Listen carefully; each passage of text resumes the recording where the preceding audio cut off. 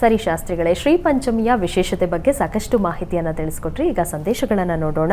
ಮೊದಲಿಗೆ ಪವಿತ್ರ ಅವರು ಬೆಂಗಳೂರಿಂದ ಸಂದೇಶವನ್ನ ಕಳಿಸಿದ್ದಾರೆ. ಅವರ ಹುಟ್ಟಿದ ದಿನಾಂಕ 6/3/1997, ಸಮಯ 2:10 ಮಧ್ಯರಾತ್ರಿ. ಅವರ ಪ್ರಶ್ನೆ, ಮದುವೆ ಯಾವಾಗ ಆಗಬಹುದು ತಿಳಿಸ್ಕೊಡಿ ಅಂತ ಕೇಳಿದ್ದಾರೆ ಶಾಸ್ತ್ರಿಗಳೇ. ಪವಿತ್ರ ಅವರ ಪ್ರಶ್ನೆ ವಿವಾಹಕ್ಕೆ ಸಂಬಂಧಿಸಿರ್ತಕ್ಕಂಥದ್ದಲ್ವಾ? ಜಾತಕವನ್ನು ನೋಡೋಣ. ನೋಡಿ, ತಮ್ಮದು ಧನುರ್ಲಗ್ನವಾಗಿದೆ. ಲಗ್ನದಿಂದ ಸಪ್ತಮಾಧಿಪತಿ ಬುಧ ನಿಮ್ಮ ಜಾತಕದಲ್ಲಿ ನೀಚಾಭಿಲಾಷಿಯವನು ಮತ್ತು ಮೌಢ್ಯನಾಗೂ ಇದ್ದಾನೆ. ರವಿ ಜೊತೆಗಿದ್ದಾನೆ, ಮೌಢ್ಯತೆ ಏರ್ಪಾಡಾಗಿದೆ. ಈ ನೀಚಾಭಿಲಾಷಿ ಅಂತಂದರೆ ನೀಚ ರಾಶಿಯ ಕಡೆಗೆ ಹೋಗ್ತಾ ಇರತಕ್ಕಂಥ ಗ್ರಹ ತನ್ನ ಬಲವನ್ನು ಕಳೆದುಕೊಳ್ಳುತ್ತೆ ಅಂತ. ಹಾಗಾಗಿ ಸ್ವಲ್ಪ ಮಟ್ಟಿಗೆ ವಿಳಂಬವನ್ನು, ತೊಡಕುಗಳನ್ನು ಉಂಟು ಮಾಡುತ್ತೆ. ಈ ಕಾರಣದಿಂದಾಗಿ ನೀವು ನೋಡಿ, ಒಂದು ಬುಧಗ್ರಹ ಶಾಂತಿ ಮಾಡಿಸಿದ್ರೆ ತುಂಬ ಒಳ್ಳೆಯದು. ಅವನಿಗೆ ಮೌಢ್ಯನಾಗೂ ಇದ್ದಾನೆ. ಗ್ರಹಗಳು ಮೌಢ್ಯರಾಗಿದ್ದಾಗ ಆ ಭಾವವನ್ನು ಯಾರು ಮೌಢ್ಯನಾಗಿದ್ದಾನೆ, ಈ ಉದಾಹರಣೆಗೆ ನಿಮ್ಮ ಜಾತಕದಲ್ಲಿ ಸಪ್ತಮಾಧಿಪತಿ, ವಿವಾಹದ ಅಧಿಪತಿ, ಅವನು ಮೌಢ್ಯನಾಗಿದ್ದಾನೆ, ಬಲ ಕಳ್ಕೊಂಡಿದ್ದಾನೆ ಅಂತ ಅರ್ಥ. ಅವನ ಸ್ಟ್ರೆಂತನ್ನು ಕಳ್ಕೊಂಡಿದ್ದಾನೆ. ಆ ಸ್ಟ್ರೆಂತ್ ಬರೋಕ್ಕೇನಪ್ಪ ಮಾಡಬೇಕು? ಗ್ರಹಾರಾಧನೆ, ಬುಧಗ್ರಹ ಧ್ಯಾನ, ಬುಧಗ್ರಹದ ಶಾಂತಿ ಮಾಡಿಸೋದ್ರಿಂದ ಬುಧ ಅನುಗ್ರಹ ಮಾಡ್ತಾನೆ.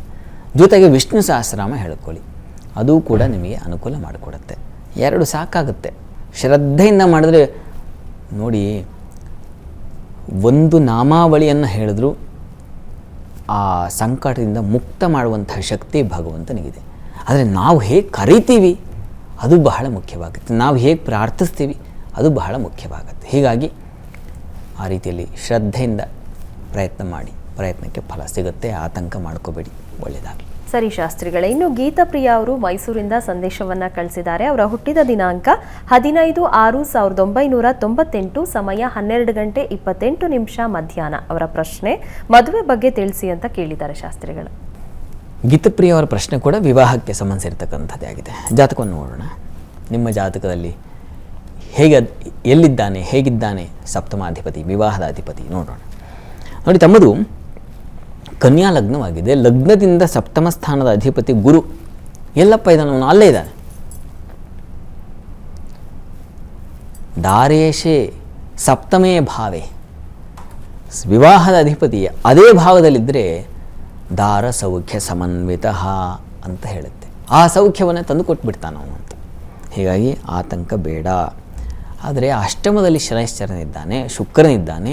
ಇದು ಹೆಣ್ಣು ಮಕ್ಕಳಿಗೆ ಮಾಂಗಲ್ಯ ಸ್ಥಾನ ಅಂತ ಅಷ್ಟಮವನ್ನು ಗಮನಿಸಲಾಗುತ್ತೆ, ಪರಿಗಣಿಸಲಾಗುತ್ತೆ. ಹೀಗಾಗಿ ಅಷ್ಟಮ ಸ್ಥಾನ ಚೆನ್ನಾಗಿರಬೇಕು ಅಂತ. ಹೀಗಾಗಿ ಒಂದು ಶನೈಶ್ಚರ ಹಾಗೂ ಶುಕ್ರ ಗ್ರಹ ಶಾಂತಿ ಬೇಕು. ಆ ಗ್ರಹ ಶಾಂತಿ ಮಾಡಿಸಿದ್ರೆ ತುಂಬ ಒಳ್ಳೆಯ ಫಲ ಕಾಣಬಹುದು. ಈಗ ತಮಗೆ ನಡೀತಾ ಇರತಕ್ಕಂಥದ್ದು ಬುಧನ ಒಂದು ಕಾಲ ನಡೀತಾ ಇದೆ. ಲಗ್ನಾಧಿಪತಿ ಬುಧ. ಹೀಗಾಗಿ ಅವನು ತುಂಬ ಚೆನ್ನಾಗಿದ್ದಾನೆ ಜಾತಕದಲ್ಲಿ. ಹೀಗಾಗಿ ಅವನ ಸಮಯದಲ್ಲೂ ವಿವಾಹ ಏರ್ಪಾಡಾಗ್ತಕ್ಕಂಥ ಸಾಧ್ಯತೆ ಚೆನ್ನಾಗಿದೆ. ಹೀಗಾಗಿ ಕಾಲ ನಿಮಗೆ ಅನುಕೂಲ ಮಾಡಿಕೊಡುತ್ತೆ. ಒಂದು ಗ್ರಹ ಶಾಂತಿ, ಶನೈಶ್ಚರ ಹಾಗೂ ಶುಕ್ರ ಶಾಂತಿ ಮಾಡಿಸಿ, ನಿಮ್ಮ ಪ್ರಯತ್ನಕ್ಕೆ ಫಲ ಸಿಗುತ್ತೆ. ನೀವು ಹೆಚ್ಚು ಆತಂಕ ಮಾಡಿಕೊಳ್ಬೇಕಾದ್ದಿಲ್ಲ. ಒಳ್ಳೆಯದಾಗಲಿ. ಸರಿ ಶಾಸ್ತ್ರಿಗಳೇ, ಇನ್ನು ಕಿರಣ್ ಕುಮಾರ್ ಅವರು ದೊಡ್ಡಬಳ್ಳಾಪುರದಿಂದ ಸಂದೇಶ ಕಳಿಸಿದ್ದಾರೆ. ಅವರ ಹುಟ್ಟಿದ ದಿನಾಂಕ 16/7/1988, ಸಮಯ 4:30 ಸಂಜೆ. ಅವರ ಪ್ರಶ್ನೆ, ಮದುವೆ ಯಾವಾಗ ಆಗಬಹುದು ತಿಳಿಸ್ಕೊಡಿ ಅಂತ ಕೇಳಿದ್ದಾರೆ ಶಾಸ್ತ್ರಿಗಳೇ. ಕಿರಣ್ ಕುಮಾರ್ ಅವರ ಪ್ರಶ್ನೆ ವಿವಾಹಕ್ಕೆ ಸಂಬಂಧಿಸಿರ್ತಕ್ಕಂಥ ಪ್ರಶ್ನೆ ಆಗಿದೆ. ಜಾತಕವನ್ನು ನೋಡೋಣ. ಯಾಕೆ ಇಷ್ಟು ವಿಳಂಬವಾಗಿದೆ ಗಮನಿಸೋಣ. ನೋಡಿ, ತಮ್ಮದು ವೃಶ್ಚಿಕ ಲಗ್ನ. ಲಗ್ನದಿಂದ ಸಪ್ತಮ ಸ್ಥಾನದಲ್ಲಿ ಶುಕ್ರ, ಅವನು ಸಪ್ತಮಾಧಿಪತಿಯೇ, ವಿವಾಹದ ಅಧಿಪತಿಯೇ ಅವನಿದ್ದಾನೆ. ಬಹಳ ಒಳ್ಳೆಯದು. ಅಲ್ಲಿ ಗುರುವು ಸೇರಿದ್ದಾನೆ, ಶತ್ರುವು ಕೂಡ ಸೇರಿದ್ದಾನೆ. ಇರಲಿ. ಈಗ ಪ್ರಸ್ತುತ ತಮಗೆ ನಡೀತಾ ಇರತಕ್ಕಂಥದ್ದು ಚಂದ್ರ ದಶೆಯಲ್ಲಿ ಈಗ ಕುಜನ ಕಾಲ ನಡೀತಾ ಇದೆ. ನೋಡಿ, ಜುಲೈ ನಿಮಗೆ 25ನೇ ತಾರೀಕಿನವರೆಗೆ ಈ ಒಂದು ಕುಜನ ಕಾಲವೇ ನಡೀತಾ ಇರುತ್ತೆ. ಕುಜ ಲಗ್ನಾಧಿಪತಿ. ಹೀಗಾಗಿ ಈಗ ಅವಕಾಶ ಇದೆ. ಲಗ್ನಾಧಿಪತಿ ಕಾಲದಲ್ಲಿ ಈಗಷ್ಟೇ ನಾನು ಹೇಳಿದೆ, ಅವ್ರದ್ದು ಬುಧಂದ ನಡೀತಾ ಇತ್ತು, ನಿಮಗೆ ಕುಜ ನಡೀತಾ ಇದೆ. ನಿಮ್ಮ ಜಾತಕದಲ್ಲಿ ಕುಜ ಲಗ್ನದ ಅಧಿಪತಿ. ಹೀಗಾಗಿ ಅವಕಾಶಗಳಿದ್ದಾವೆ. ತಾವು ಪ್ರಯತ್ನ ಮುಂದುವರಿಸಿ, ಪ್ರಯತ್ನ ಮಾಡಿ, ಪ್ರಯತ್ನಕ್ಕೆ ಫಲ ಸಿಗ್ತಕ್ಕಂಥ ಕಾಲ ಈಗ ಬಂದಿದೆ. ಕಾಲವೂ ಬರಬೇಕು. ನಮಗೆ ಎಷ್ಟು ವರ್ಷ ಕಾದೆ ಅಂತ ಪರಿತಪಿಸೋರಿದ್ದಾರೆ. ಹೌದು, ಕಾಲ ಬರೆದು ಹೊರತು ನಮಗೆ ಆ ಫಲ ಹರಿವಾಣದಲ್ಲಿ ಇಟ್ಕೊಂಡು ಭಗವಂತ ಬರೋದಿಲ್ಲ. ಹೀಗಾಗಿ ಈಗ ಕಾಲ ಬಂದಿದೆ, ಈಗ ಸಾಕಾಗಿ ಕೊನೆಗೆ ಅದೇನು ಹೇಳ್ತಾರಲ್ಲ, ಗಾಣದ ಎಣ್ಣೆ ಬರುವ ಸಂದರ್ಭದಲ್ಲಿ ನಿಲ್ಲಿಸಿಬಿಟ್ರಂತೆ ಕೆಲಸ. ಹಾಗೆ ಮಾಡಬಾರ್ದು. ಎಷ್ಟೋ ಗಂಟೆಗಳ ಕಾಲ, ಇಡೀ ದಿನ, ಒಂದು ವಾರವಿಡೀ ಸುತ್ತದೆ, ಫಲ ಬರುವ ಸಮಯದಲ್ಲಿ ನಿಲ್ಲಿಸಬಾರ್ದು ಪ್ರಯತ್ನವನ್ನು. ಹೀಗಾಗಿ ಪ್ರಯತ್ನ ಮಾಡಿ. ನನಗನ್ಸುತ್ತೆ ಅದೇ ಜುಲೈ ಒಳಗೆ ನಿಮಗೆ ಸಾಧ್ಯತೆ ಹೆಚ್ಚಾಗಿದೆ. ಒಳ್ಳೆಯದಾಗಲಿ. ಸರಿ ಶಾಸ್ತ್ರಿಗಳೇ, ಇನ್ನು ತುಳಸಿ ಅವರು ಇಳಕಲಿಂದ ಸಂದೇಶವನ್ನು ಕಳಿಸಿದ್ದಾರೆ. ಅವರ ಹುಟ್ಟಿದ ದಿನಾಂಕ 1/5/2006, ಸಮಯ 12:05 ಮಧ್ಯರಾತ್ರಿ. ಅವರ ಪ್ರಶ್ನೆ, MCA ಮಾಡಬಹುದಾ ಅಥವಾ ಸಾಫ್ಟ್ವೇರ್ ಇಂಜಿನಿಯರಿಂಗ್ ಮಾಡಬಹುದಾ ತಿಳಿಸ್ಕೊಡಿ ಅಂತ ಕೇಳಿದ್ದಾರೆ ಶಾಸ್ತ್ರಿಗಳೇ.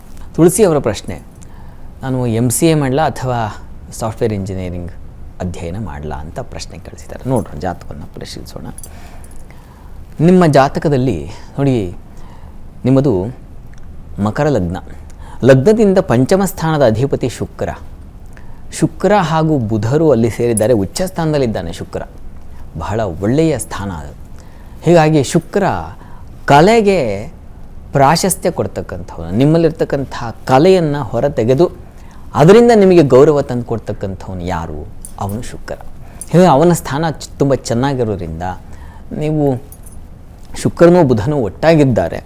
ಬುಧನಿಗೆ ಅಲ್ಲಿ ನೀಚತ್ವ ಹೋಗಿದೆ, ನೀಚ ಭಂಗ ರಾಜಯೋಗವಾಗಿದೆ. ಈ ಕಾರಣದಿಂದಾಗಿ ಶುಕ್ರ ಬುಧರು ಒಟ್ಟಾಗಿದ್ದರೆ ನೀವು MCA ಮಾಡಬಹುದು, ತುಂಬ ಚೆನ್ನಾಗಿರುತ್ತದೆ.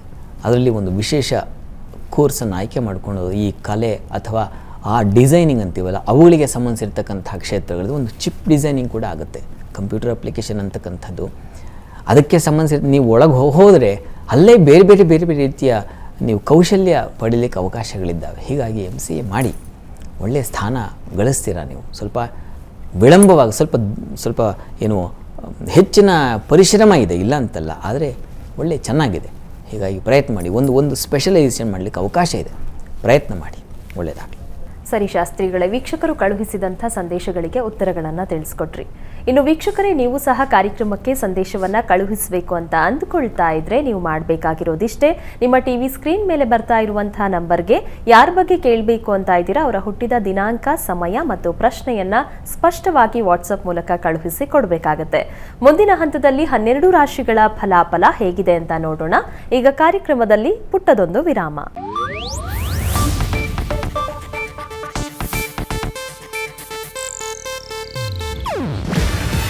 ಇದು ಏಷ್ಯಾನೆಟ್ ನ್ಯೂಸ್ ನೆಟ್ವರ್ಕ್ ಪ್ರಸ್ತುತಿ.